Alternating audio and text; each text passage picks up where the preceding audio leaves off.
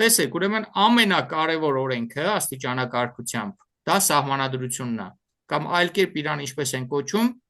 ինչ օրենք, Հիմնական օրենք կամ մայր օրենք, մայր օրենք այո, դա սահմանադրությունն է, ցանկացած պետության մասով եմ ասում, ոչ միայն Հայաստանի։